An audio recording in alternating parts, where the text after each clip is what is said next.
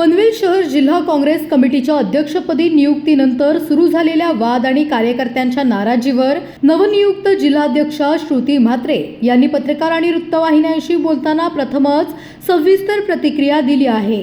आपली नियुक्ती ही कोणत्याही शिफारस किंवा वशिलामुळे नसून पक्षातील अनुभव, कार्यकर्तृत्व आणि कार्यकर्त्यांच्या जनभावनेच्या आधारे झाल्याचा दावा त्यांनी केला आहे।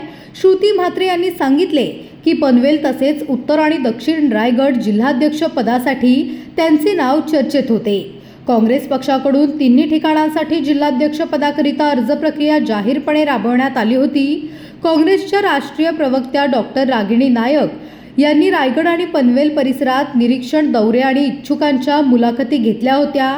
त्या प्रक्रियेनंतरच पक्षाने आपल्यावर जबाबदारी सोपवल्याचे त्यांनी स्पष्ट केले। माझ्या नियुक्तीमागे कोणत्याही नेत्याची शिफारस किंवा वशिला नाही, पक्ष संघटनेतील कामाचा अनुभव, सातत्याने केलेले कार्य आणि कार्यकर्त्यांच्या भावनेतून मला ही जबाबदारी मिळाली आहे, असे श्रुती म्हात्रे यांनी सांगितले आहे। पनवेल काँग्रेसमधील नाराज गटाने मुंबईतील टिळक भवन येथे जाऊन निवडीविरोधात आक्षेप नोंदवल्याबाबत बोलताना त्यांनी संयमी भूमिका घेतली। प्रत्येकाची महत्त्वाकांक्षा वेगळी असते, त्यामुळे काही कार्यकर्ते टिळक भवन येथे गेले असतील, मात्र ते माझे बंधू आहेत। त्यांच्या निर्णयाचे मी स्वागत करते। न्याय जाणून घेण्याचा अधिकार प्रत्येकाला आहे, असे त्या म्हणाल्या। पनवेल, नवी मुंबई आणि रायगड जिल्ह्यातील ताज्या बातम्या आणि नवीन घडामोडी पाहण्यासाठी सबस्क्राइब करा कोकण संध्या न्यूज।